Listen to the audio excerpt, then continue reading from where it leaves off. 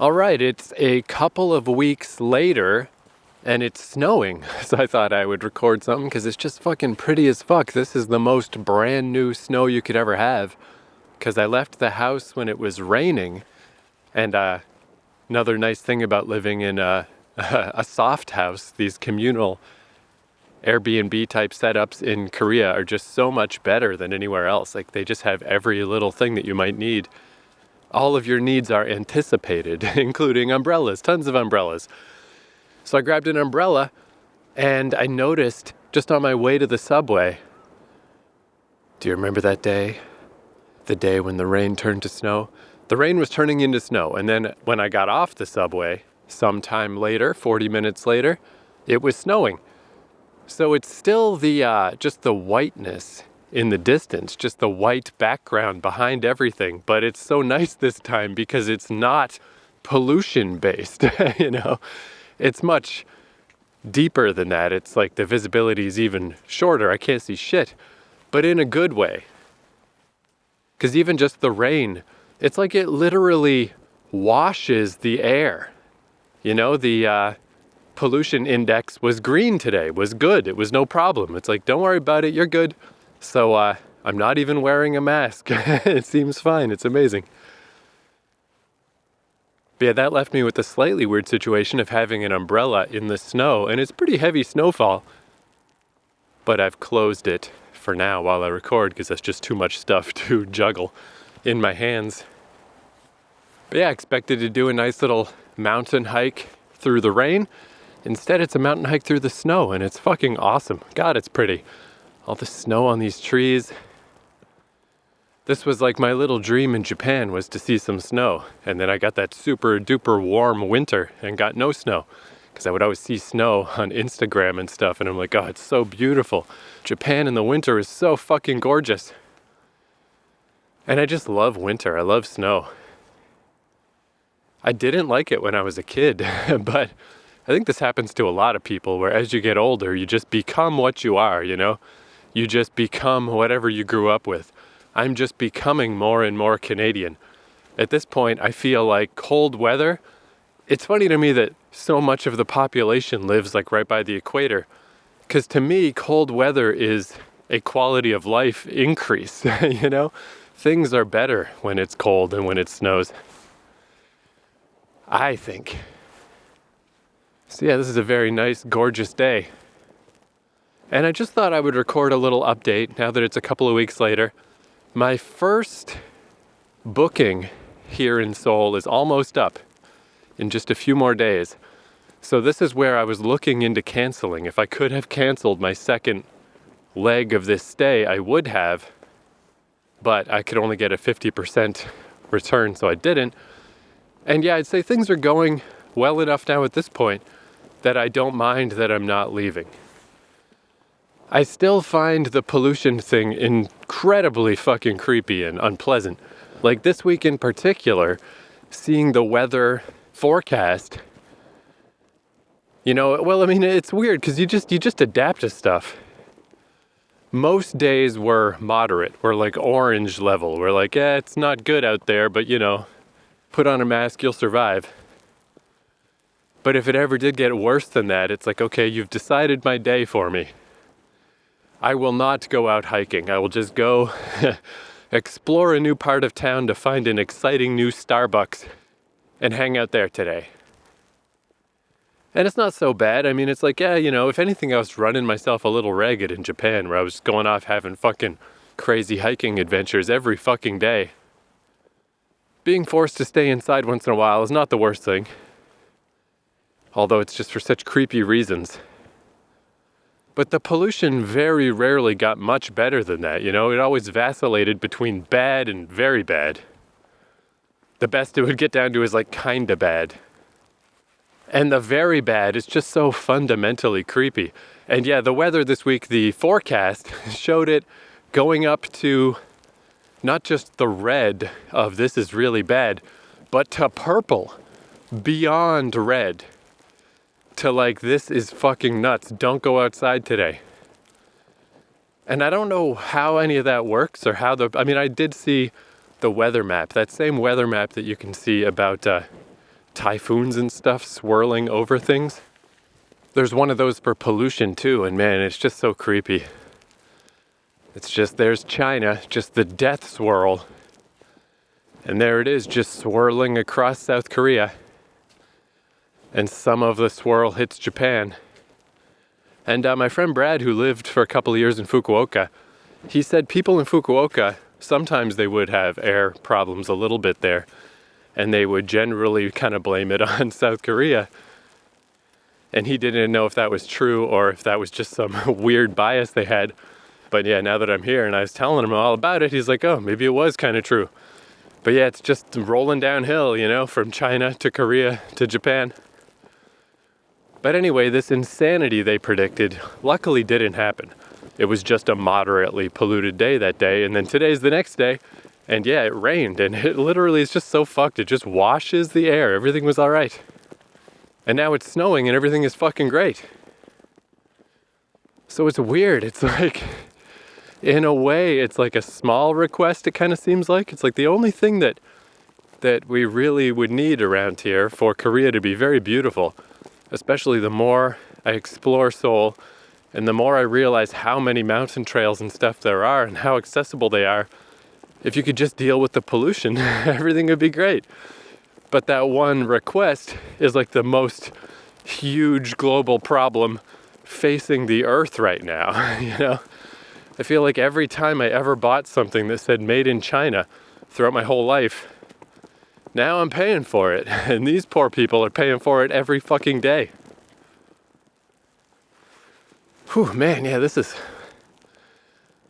wild. I'm just looking out over the trees and I can hear traffic vaguely in the distance. But I can't see anything. It's like I'm inside a cloud, just floating in the whiteness. But yeah, it's just how you do just kind of get used to stuff. Like, I definitely had a little dishevelment shock when I first got here, because to go from Japan to here was just a shock on a basic trash level, you know? I have some pictures I took in Japan. I was going through my pictures where I accidentally pressed the wrong button on my phone and took pictures of my feet. I have 2 of those. And I was looking at them and it's like, just look how there's nothing on the ground except leaves and some weather staining, you know, just like the sidewalk under my feet has some weather marks. And that's it in Japan.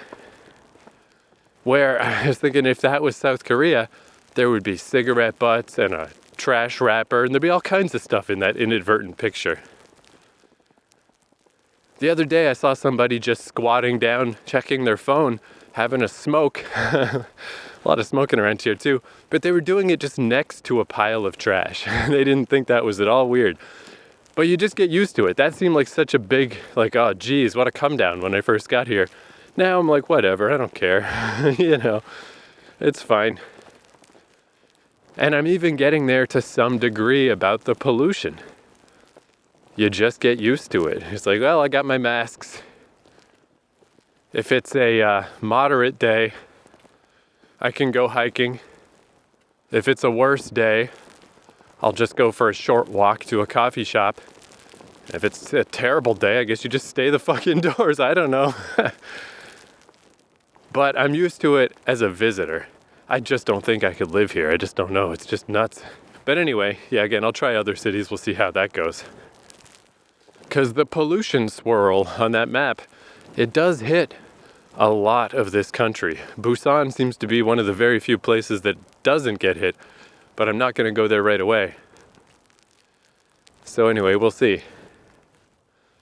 Man, that's one thing that's interesting though. So some of the people I've met on this journey, way back at the start, the dude I met from India who got locked out of his Airbnb room, and I hung out with him and sort of helped him out that evening, what little I could. We started following each other on Instagram, and when I posted like, hey, I'm not in Japan anymore, the Japan trip is over, but I still got pictures, so I'm just going to keep posting them. And he posted like, hey man, you know, I'm glad you had fun. It's been neat to follow your journey. I hope the next leg of the journey is fun too. And yeah, I got to message back like, yeah man, you were there at the start. You were there at the start of the journey. It's fucking awesome.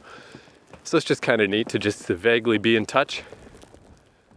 And then the other one was Daniel from Vancouver, who I met at the Airbnb near the Sky Tree in Tokyo.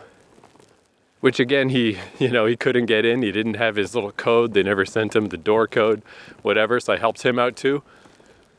And he's the guy who gave me his email address. And I was like, this is interesting. I mean, what are we ever going to do with this? But he's actually messaged me a number of times just about little things like the British Columbia government is giving him hassles about being out of the country for more than 6 months and they want to revoke his health care. And I couldn't help him directly, but I did have BC healthcare, so I could at least confirm they are much, much more annoying than the other provinces. Ontario and New Brunswick, they don't give a fuck what you do. They're just cool, they're fine. BC was always sending me shit. Annoyed about this or that. So much bureaucracy. So I couldn't really help him, but I could at least commiserate that. It's like, yeah, I'm afraid that is how they are. Sorry about that. But anyway, he told me his mom is from Busan. I gave him the heads up about the current state of Seoul. And I was like, maybe don't aim to come here in the winter. Do some research first. And he got to tell me a bit about Busan, or at least his memories of it when he was a child, which were mainly just that it was cold. But again, he's from the West Coast. It's not going to be cold for me.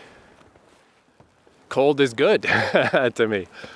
But anyway, it's just kind of cool. These little people that I met along the journey that I got to stay in vague contact with here and there. Oh man, I met one of these like overlooks where they have a sign that tells you what you're looking at in the distance. Here's this peak, here's that peak. But I can't see anything. It's just white. What a cool day. This is awesome. But yeah, one of the other things I learned is obviously I like walking around, going hiking. And I learned a bit in Japan, stuff like how I much prefer the Ome Hills hiking course that's not extremely high and is just like walking along the ridge of mountains. And then once I got to Mount Raiden, which was an actual peak, didn't like it that much. And then across from there, I also went up some for real mountains, was a bit uncomfortable. And I've learned that for sure here. Because there's a lot of these paths like this where I'm a ways up, but it's not so bad, and I'm basically just walking through the woods across a small mountain. But some of the mountains here in South Korea are for real mountains with actual peaks. That has happened to more extreme degrees where I got back on the path toward the Bukhansan mountain range that I'd been on the first time when it got too dark and I had to turn around. I found my way back there and I walked along it and I just went up and up and up and up. So this was near the peak that I just talked about, but this is like the next peak over and it's higher up. The highest one in the mountain range is 800, which is insane. This one I was heading toward was like, I don't know, less than that, 400 or 500 something. But because it just narrows to a peak, like most of the walk, I'm just on a path and it's quite nice and it's quite wide and the views are quite cool. And then it gets steeper and steeper and steeper. And when it got to the point that I was literally climbing, like I'm needing to use my hands to proceed, I'm on all fours climbing up stuff. At that point I was like, I am scared. I'm going back down. And it's not just my fear of heights, but I'm also not equipped for that. I'm equipped to walk. I am not equipped to climb. You know, people have poles and equipment and even just my shoes. I've still got those shoes that were slippery in the rain in Tokyo.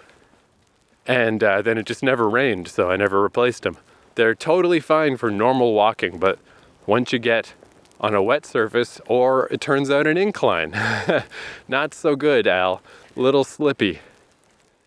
So it would have been ridiculously negligent for me to try to go up higher, and I just didn't want to.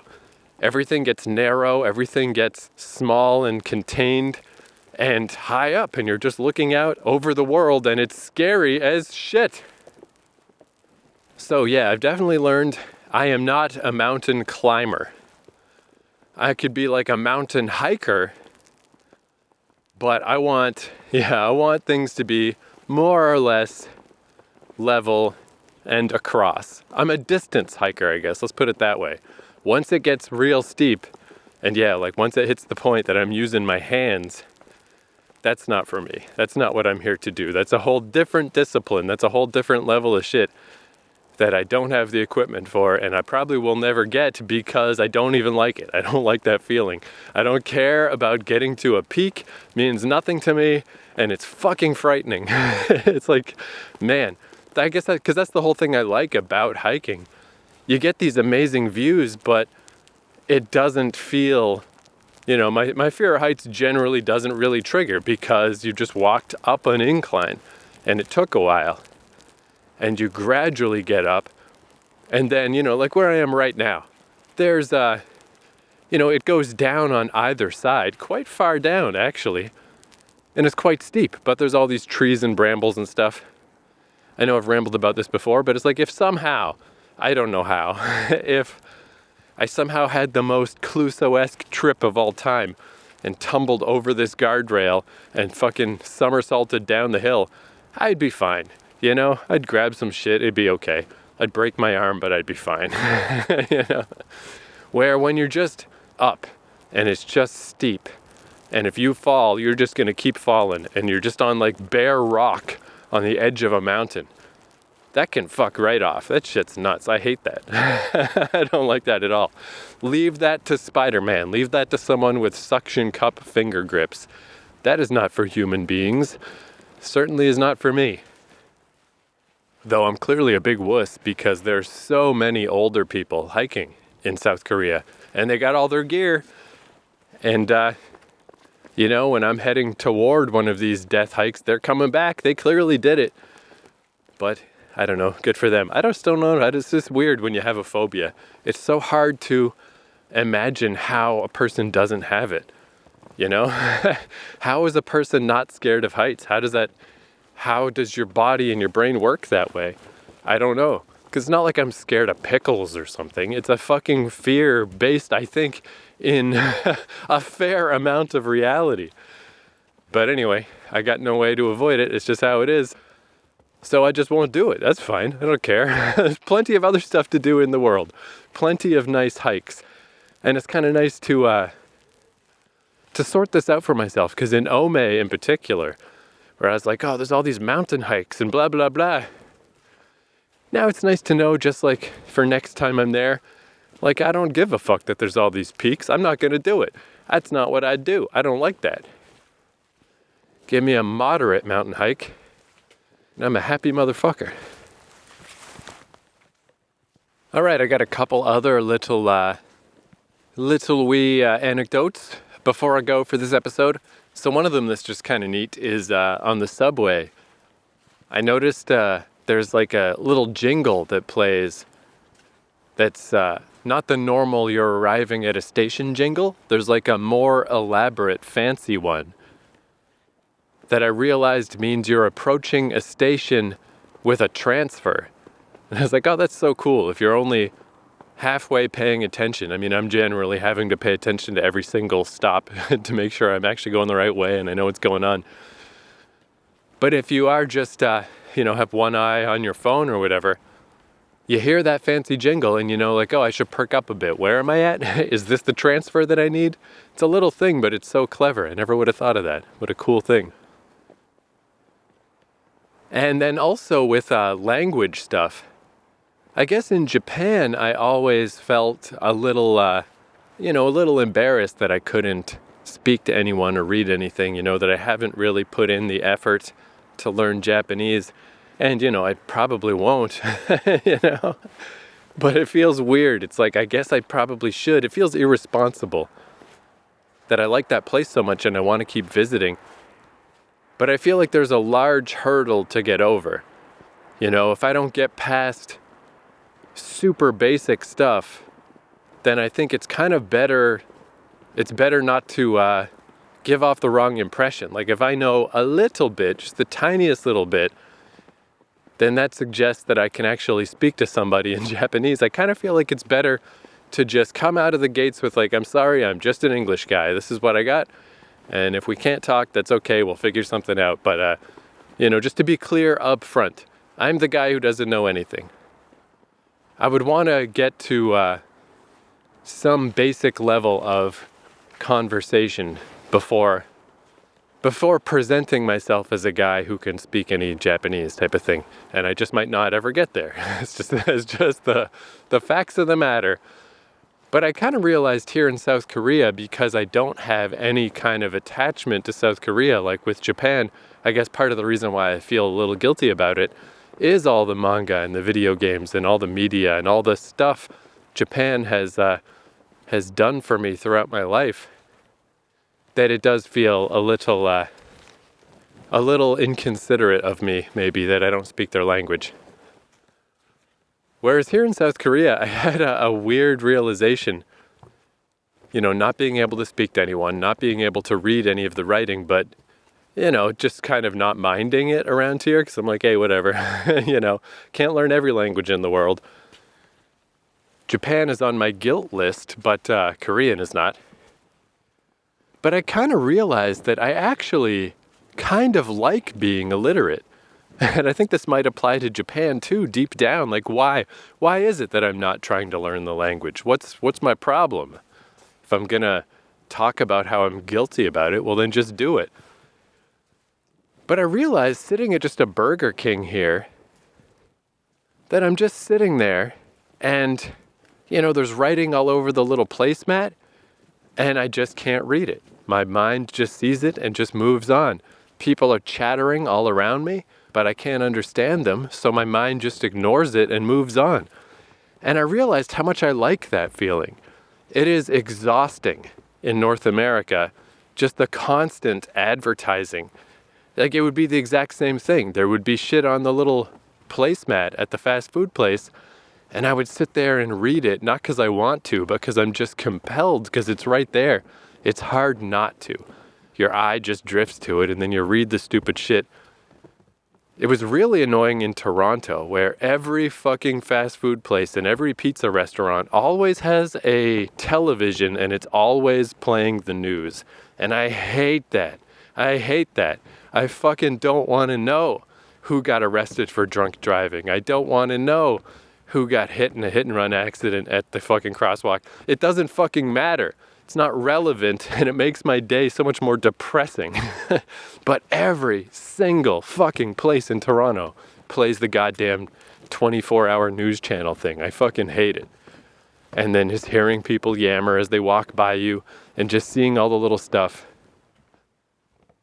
Or I remember back in the day when I used to use Twitter, I had to find like an extension to just get rid of the trending topics and stuff because I couldn't help but look at it. It's impossible not to. It's right there.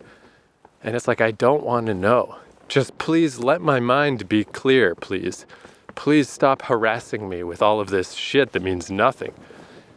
See, I realized here in South Korea, like, man, it's so relieving to be enveloped in a culture where you can't understand what's going on. I don't mind it, really. I mean, for the times that it's difficult, for the times when it's hard to communicate or the times that you wish you could read something, there's also a bunch of times where there's so much visual and auditory noise that's just gone. And I was like, man, yeah, like I think I actively don't want to know what's going on. If I want to know what's going on, I'll go back to North America. While I'm here, it's like a nice treat to have all of that extraneous noise gone. And I think that maybe applies to Japan too. I think I was blinded by my vague guilt before I realized the truth, which is that I really don't mind. I kind of don't want to know what's going on. I don't really mind. So, I mean, I don't know. I don't know if that's fucking relatable to anybody. Maybe that's an extremely weird opinion. But that's a realization that I recently had But what's cool is that even when you can't communicate, it's just cool how you still can communicate. You know, it's amazing how much you can get done without knowing the specific language. Whoa, that's pretty cool. Maybe it's just clearing up in general, or maybe I'm at just the right point. But I can see through the trees now, and I can see some city in the distance. And I'm way higher up than I thought I was. This city is quite far in the distance and it's fairly small. These huge skyscrapers I'm well above the top of them. And then they disappear into the mist. It really doesn't look real. It looks like a painting. It's kind of cool. But yeah, the one thing about this Airbnb that is a little tricky, I kind of dig being just crammed in with a bunch of people and paying so little money and just sharing all the stuff, you know? Shared washroom, shared kitchen, shared whatever, that's fine, I don't care. Little tiny room, but very cheap. The worst part is the showers. There are a definite dearth of showers, a definite lack of showers, so it's a little tricky to squeeze into the shower sometimes. And I'm a little unclear about how the hot water thing works. You gotta turn on the hot water through a panel outside the washroom. But sometimes the hot waters just run out because there's so many people. So I haven't quite internalized for sure which buttons to press to make things work, because it's like I think I got it figured out. But then sometimes it doesn't work even if I did it right because there's no hot water. Anyway, the other day I did it wrong, for sure did it wrong. Because I was in the shower and it wasn't becoming hot and I'm like, well, whatever. I'm getting very used to the cold shower. It's like, I don't care, that's fine, whatever, fuck. I'll just take a quick cold shower, no biggie. Because even when the hot water is out, I don't know, it's not like freezing ice cold water. It's just unpleasant, but it's, you know, it's fine. But as I was doing that, I heard there's like these older guys that seem to be more or less permanent residents, I think, of this place. So somebody came into the washroom and I assumed it was one of them because they just called out, you know, something in Korean. And, you know, I'm just in the shower, showering off, and all I could say is like, sorry, I only speak English. But it's so easy to tell through context. Obviously the guy said, hey, do you mean to be in there without the hot water turned on? And then I said, I only speak English. And then what he next said was obviously something like, well, I'm going to turn it on, okay, dummy? And then suddenly the hot water started running and I just started laughing. And then I just called like, thank you. And he called back something, which was probably, yeah, no problem, stupid. And, you know, it's just so, it was like such a nice little exchange. Because, yeah, like, you know, you don't need to say the words. It's context dependent. It's very obvious what was going on there. And it all worked out. And I don't know, it was just funny. Just a funny, nice little moment of like, just a nice human moment of like, hey, stupid. I know you don't know anything that's going on around here, obviously, because you didn't even turn on the hot water, you silly dick. And now you're in there washing in cold water. And I you know, maybe... Maybe you're just some weird Canadian who enjoys that, but probably I'm going to assume you're just dumb and you did this wrong, so I'm going to turn on the hot water for you. And yeah, it was nice. It was nice. I got hot water. So yeah, I mean, this whole podcast is swathed in ignorance. It's, you know, generally just me walking around going, I don't know what's happening. What does this mean? How does this work? Blah, blah, blah. And yeah, I think I've taken it to a new level where I've realized, like, I don't want to read these things. I don't want to understand what people are saying. So yeah, there we are. Maybe I'll never learn these other languages, and that will be that. But at least I'm owning it, I guess. At least I admit it. It's nice, I guess, to kind of know this, just to not feel guilty about it, to realize, like, oh, actually, I think I like being stupid. I think I like being ignorant. I think I kind of like not knowing what's going on. Man, this is actually, it's clearing up like before my eyes, this view. I'm just staying at this one point because I was walking on this mountain path, but there were people ahead of me that were going very slow. So I want to let them clear out before I catch up to them. And yeah, shit, man. Like I can see a bunch of trees to my right. And that city. It's clearing up more and more. I can hear some traffic, but I can't see any from this vantage point. What a beautiful fucking day, though. So, yeah, there's a little more South Korea update. Again, I'd say things are going okay. Bit of a surprise to go from Japan to here, but as I get used to it, I mean, if I was having a bad time, I would just leave. I'm having an okay time. I'm having kind of a fun time. It's just a very weird city, Seoul. There's a lot of caveats. A great big asterisk next to, yes, I'm having fun, asterisk. See fine print for details about all these weird little things that are going on, of some of them of minor importance, some of them of extreme importance. But I'm here, and I'm having an all right time, all in all. And man, the winter time is the best. Snow is the best. This is the best. I love it. All right, well, thank you for listening. Join me next episode for more South Korea adventures. Goodbye.